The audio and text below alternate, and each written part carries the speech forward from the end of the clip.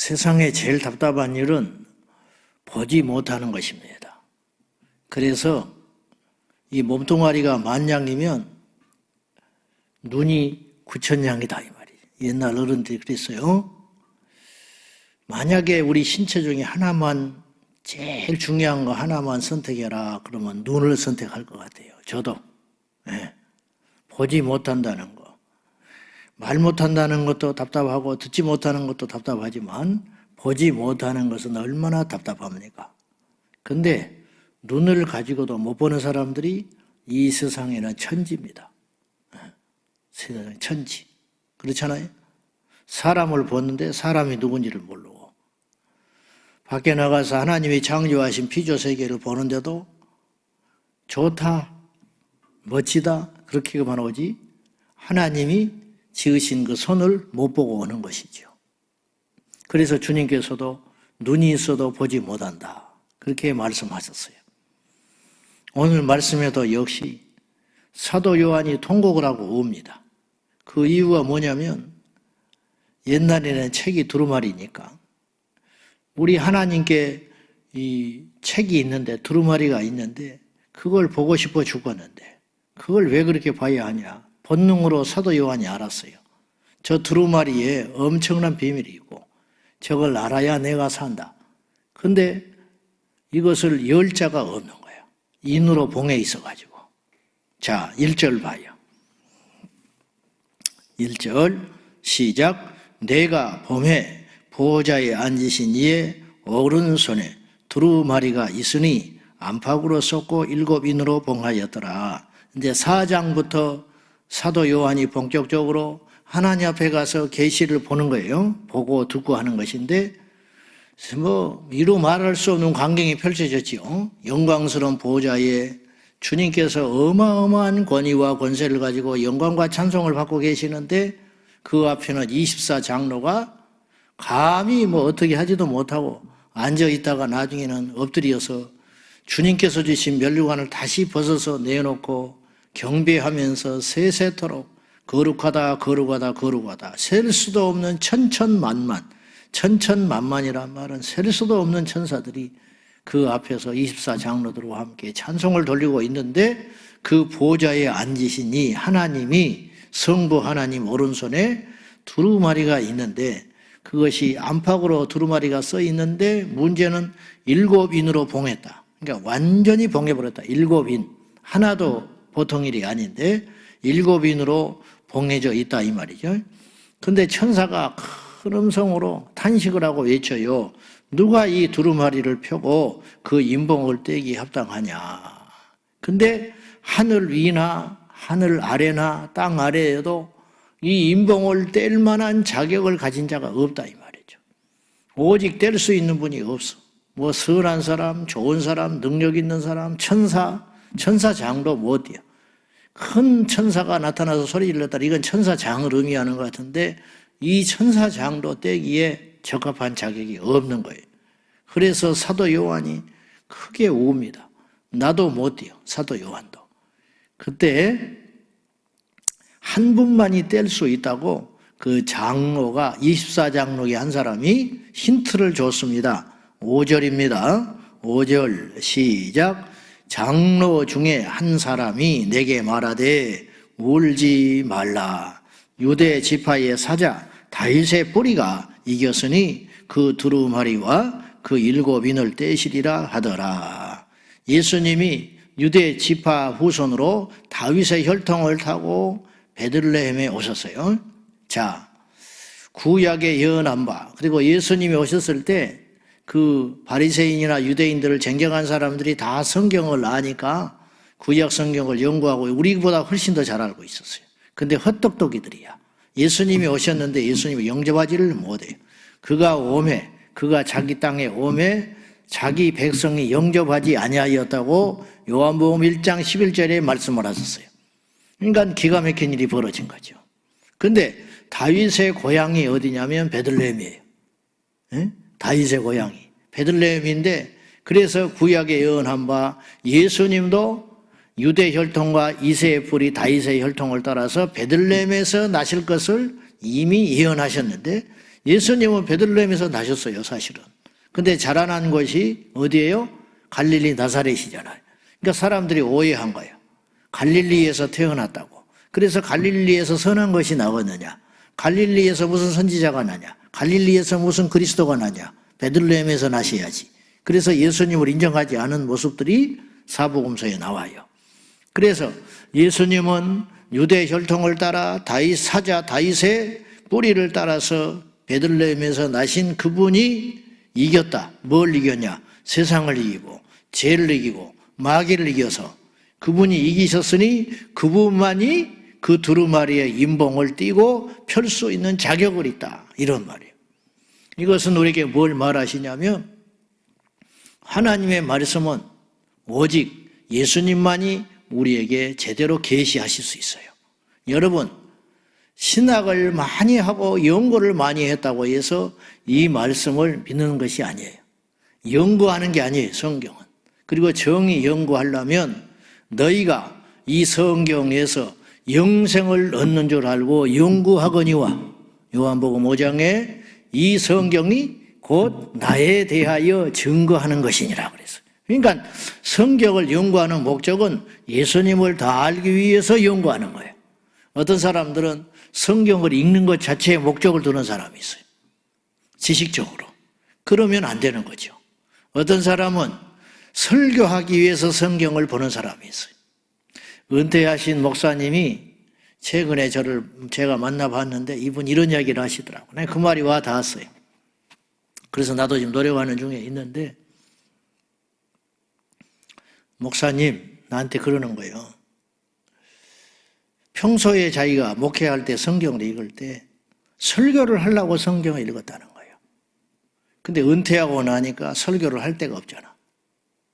그러니까 성경을 안 읽게 된다는 거예요. 그래서 이 습관을 자기가 고치느라고 몸부림을 치고 있다고 그래요. 딱 맞는 말이야. 설교를 하기 위해서 성경을 읽는 거예요. 그래 설교할 게 없으면 성경을 안 읽게 되는 거죠. 목적이 그래서는 안 된다는 거죠. 분당 우리들 교회 목사님은 김양재 목사님은 그래서 이런 말을 했어요. 목숨 걸고 읽은 성경이 나를 살렸다. 목숨을 걸고 온갖 어려움과 환난과 시험과 고난 가운데에서 자기를 살린 것은 말씀이 생명 걸고 읽은 성경의 말씀이 나를 살렸다고 그렇게 고백을 하더라고요. 맞아요.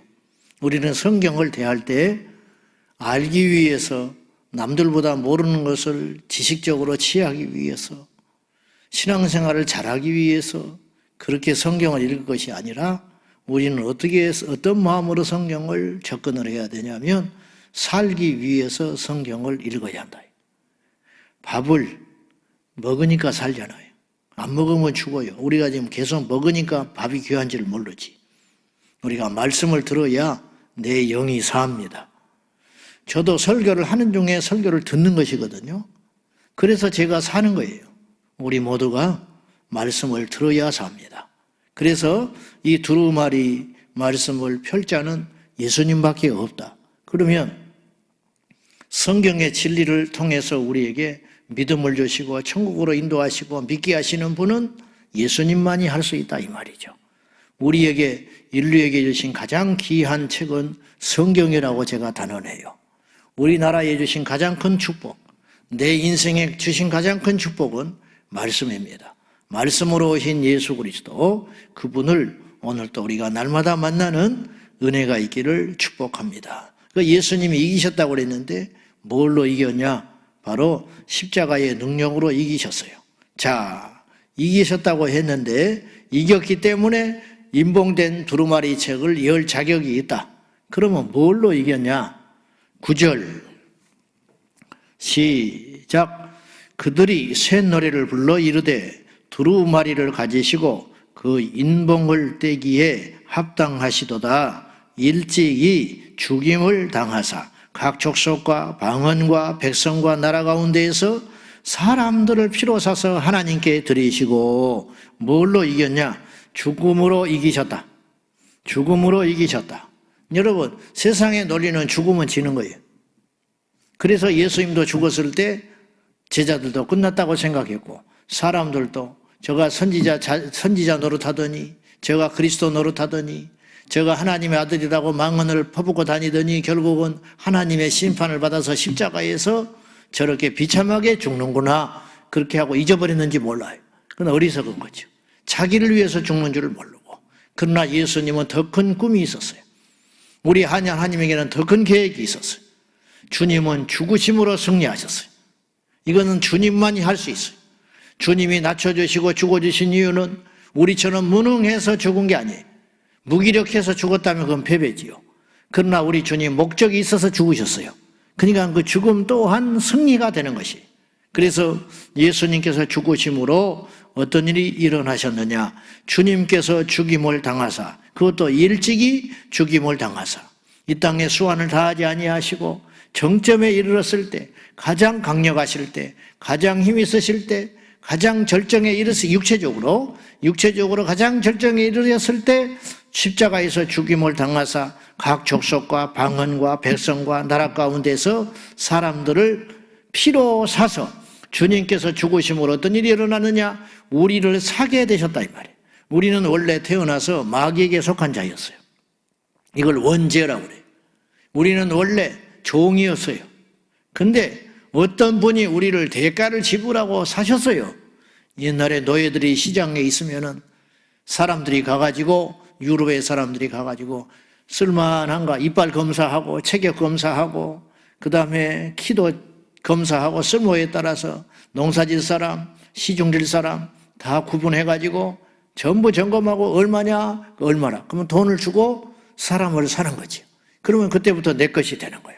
그러면 옛날에 그 전에 주인하던 그 노예 상인은 그때부터 권리가 포기되는 거예요. 이러쿵저러쿵 말할 자격이 하나도 없게 되는 거죠.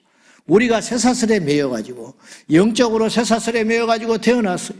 그래서 마귀에게 종노릇하고 세상의 종노릇하고 제2의 종노릇하고 살았어요. 하나님 보시기에 끔찍한 인생. 저나 여러분이나 다 마찬가지.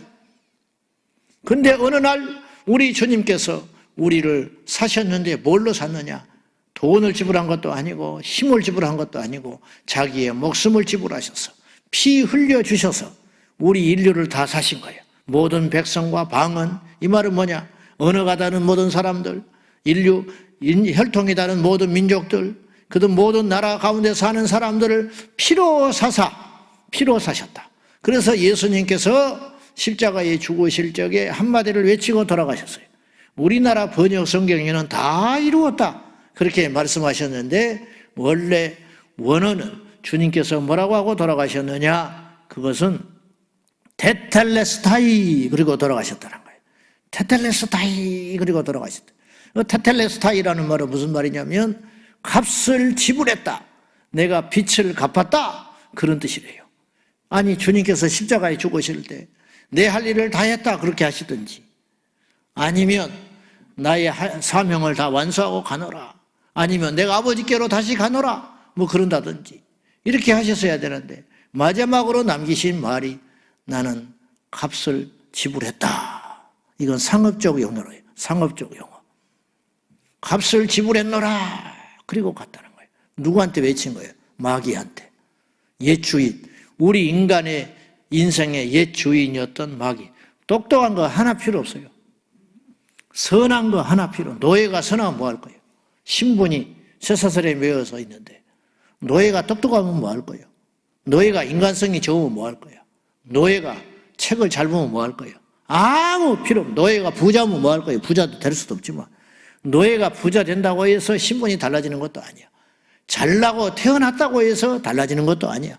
근본이 노예는 안 되는 거예요. 절대로 안 되는 거예요.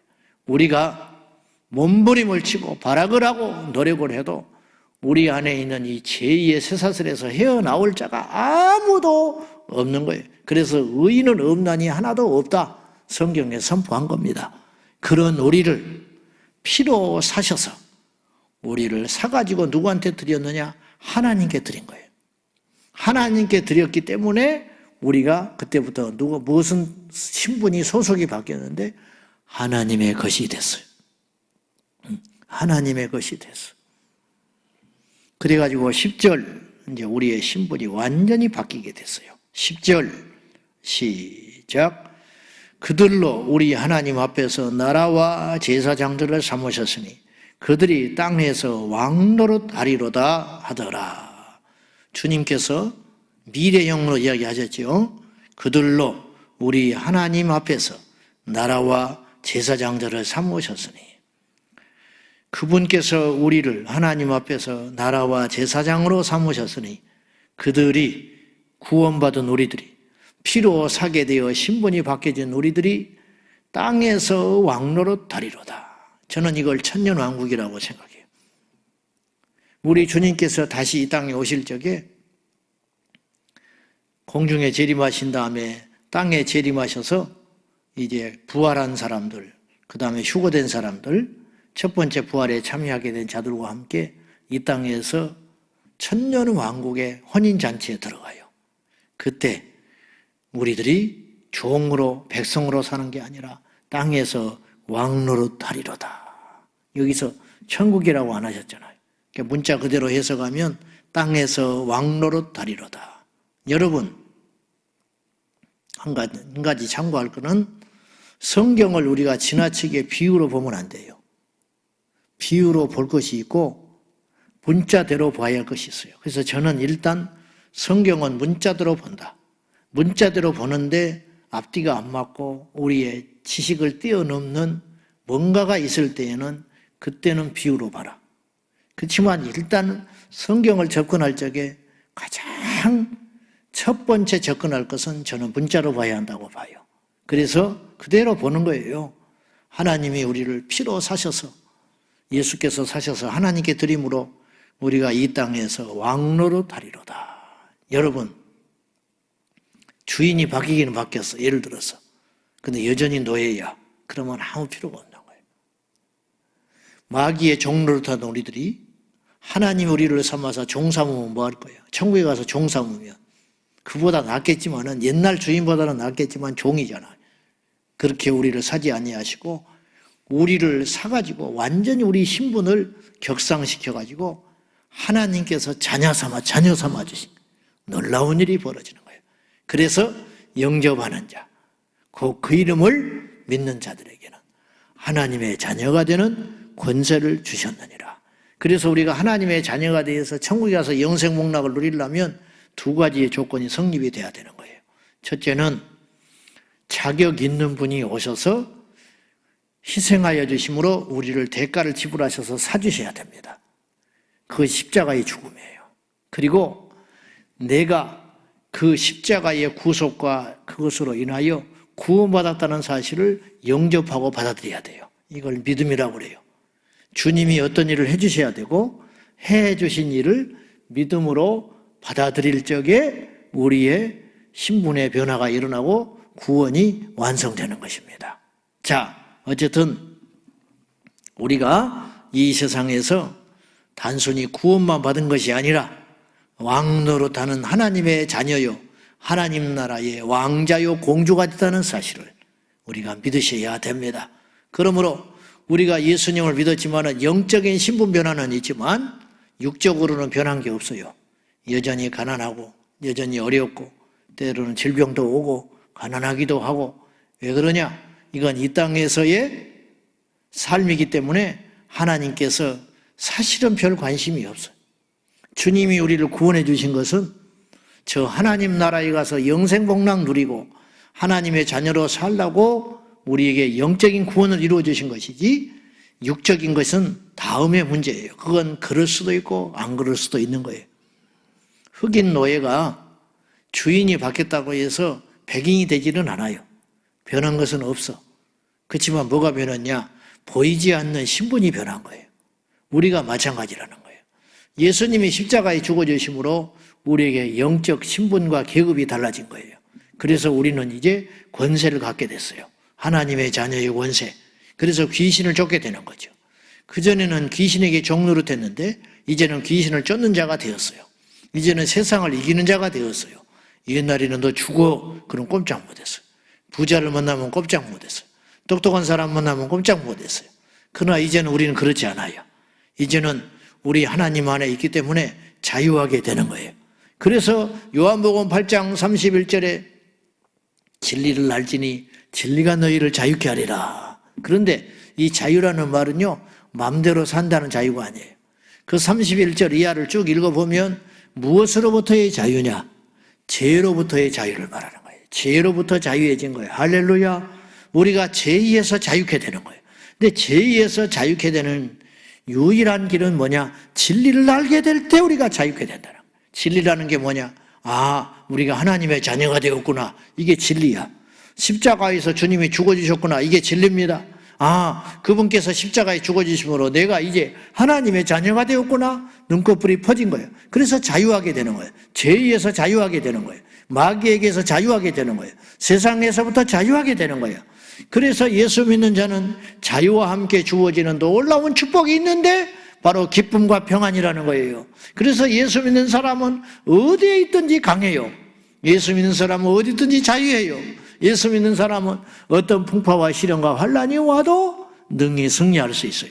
그러니까 우리가 생각을 잘해야 돼요. 환경이 바뀌기 때문에 기뻐하는 게 아니에요. 이건 세상의 사람도 얼마든지 할 수 있어요. 마귀에게 종된 자도 환경이 바뀌면 기뻐해요. 가난한 자가 부자가 된다든지 병이 났다든지 로또 복권에 당첨이 됐다든지 그러면 막 기뻐해요. 그러나 근본적으로 신분의 변화가 없으니까 결국은 불행해져요. 결국은 지옥을 가. 그러나 하나님의 자녀는 근본적인 변화가 일어났기 때문에 여전히 똑같아도 내 안에 완전한 영적 변화가 일어나기 때문에 진정한 자유가 된다 이 말이죠. 이것이 있을 때 우리가 하나님의 자녀가 되는 거예요. 여러분이 만약에 교회에 나왔고 말씀을 알고 뭐 예배를 그렇게 수십 년 드리고 그래도 여러분이 자유하지 않으면 세상의 기준에 부자 만나면 기죽고 동창회 가면 기죽고 누가 집을 샀다 그러면 기가 푹 죽고 조그만 어려움이 오면 나가 떨어져 있고 시험에 들어 있고 그거는 자유한 삶이 아니에요. 진리가 없기 때문에 그러는 거예요. 잠깐 우리도 위축될 수 있죠. 핍박이 온다든지 시험이 온다든지 기도가 내 뜻대로 안 될 때에 응답이 안 될 때 낙심할 수 있어요. 그러나 근본적으로 우리가 변했기 때문에 다시 진리 가운데로 와서 자유해지고 기뻐지고 평안이 오는 거예요. 그래서 우리가 잠깐 흔들려요. 흔들리지 않을 수는 없으나 근본은 흔들리지 않는 거예요. 이게 하나님의 자녀예요. 그래서 순교도 하는 거예요. 그래서 사람들이 다 주를 부인하여도 마지막에 주를 붙잡고 승리하는 믿음을 갖게 되는 거예요. 코로나 더한 것이 와도 진리 안에 있는 자는 흔들릴 수가 없어요. 기가 막힌 어려움이 와도 낙심할 수 없어요. 욥이 엄청난 핍박과 시험을 당했지만 환난과 시험 앞에도 그의 입술로도 하나님을 원망하지 않았다. 이게 왜 그러냐? 진짜 하나님의 자녀가 되었기 때문이에요. 이 믿음이 저와 여러분에게 있기를 축복합니다. 그래서 구원받은 우리가 어찌 하나님을 찬양하지 않을까? 그래서 우리가 불러야 할 찬양은 12절에 이와 같은 찬양이에요. 마지막으로 읽습니다. 시작. 큰 음성으로 이르되 죽임을 당하신 어린 양은 능력과 부와 지혜와 힘과 존귀와 영광과 찬송을 받으시기에 합당하도다 하더라. 거꾸로 죽임을 당하신 어린 양 예수 그리스도로부터 우리의 능력이 나오고 우리의 부가 오고 우리의 지혜와 힘과 존귀와 영광과 찬송 이것이 다 그분께 있는 거예요. 모든 지혜, 모든 힘, 모든 존귀, 모든 찬송, 모든 영광, 모든 지혜 세상에서 동원할 수 있는 모든 단어 중에 가장 좋은 단어들, 힘 있는 단어들, 기쁜 단어들은 다 예수님께 있는 거예요. 그러므로 그분께 마땅히 찬송을 돌림이 당연하다. 사랑하는 여러분, 그분만 의지하면 우리가 이러한 은혜들을 받을 수 있습니다. 능력, 부, 지혜, 힘, 존귀, 영광, 찬송 이게 다 천국 단어거든요. 이게 다 천국에 있는 단어야. 저주, 눈물, 슬픔, 근심, 걱정, 어두움 그런 건 하나도 없는 거예요. 아픔 다 이게 천국 단어야. 능력, 부, 지혜, 힘, 존귀, 영광, 찬송 듣기만 해도 기분 좋잖아요.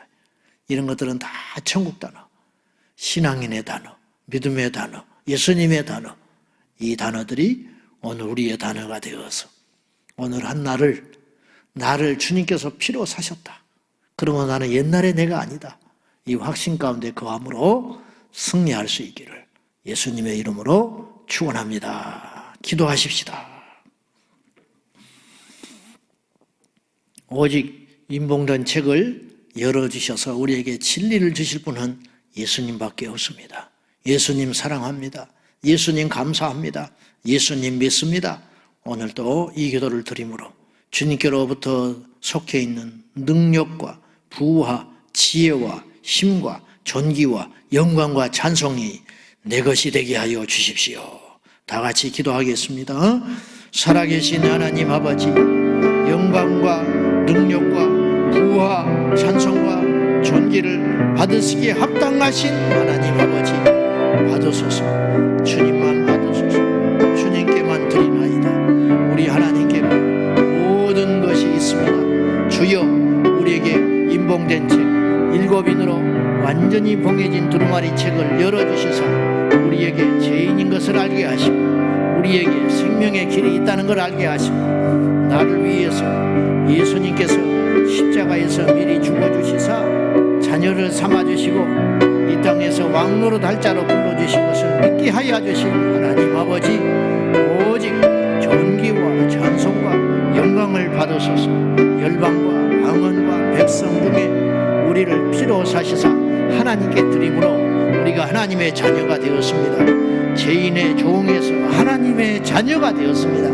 마귀의 종에서, 세상의 종에서, 귀신의 종에서 우리를 사시사 십자가의 피로 사시사 우리를 당신의 자녀 삼아주셨으니 이 기쁨과 이 감격과 이 감사를 무엇으로 표현할 수 있겠습니까? 오늘 하루를 힘있게 살게 하소서. 오늘 하루를 진리 가운데 살게 하소서. 오늘 하루를 기도하면서 살게 하소서. 오늘 하루를 겸손함 가운데 살게 하여 주옵소서. 하나님 아버지, 우리는 아무것도 아니로되 예수님께서 십자가에서 피로 사셔서 우리를 값을 지불하여 주시고 마귀에게 종노릇하고 세상의 종노릇하고 죄의 종노릇하며 비참하게 살 수밖에 없는 우리를 사셔서 하나님께 드린 바 되어서 장차 이 땅에서 왕노릇하는 자로 불렀었으니 영광과 존귀와 찬송과 지혜와 부가 주께 있으니 우리 하나님 홀로 받으소서. 아버지 하나님, 오늘도 우리에게 어떤 일이 펼쳐진다 할지라도 우리의 영적 계급과 신분이 완전히 바뀌었으니 그 하나 믿음으로 승리하는 삶을 살게 하소서. 자유하는 삶을 살게 하소서. 이기는 삶을 살게 하여 주소서. 예수님께서 세상에 이기심과 같이 우리 또한 세상을 이기고 마귀를 이기고 죄를 이기는 권세자의 삶을 살게 하여 주옵소서. 예수님의 이름으로 간절히 축복하며 기도하옵나이다. 아멘. 주여, 주여, 주여. 살아계신 하나님 아버지, 우리의 신분을 바뀌어주신 하나님 아버지, 우리 모두 주님의 자녀로 당당하게 힘있게 권세있게 살게 하소서.